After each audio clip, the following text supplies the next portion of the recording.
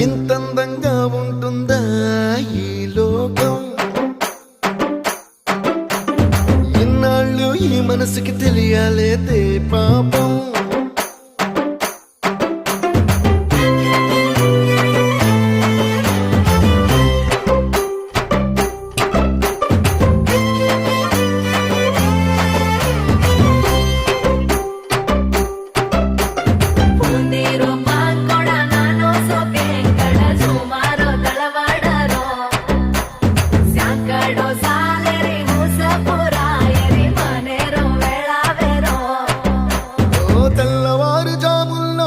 జాజి పువ్వల్ల మురిసి మురిసిపోతాందే మనసు.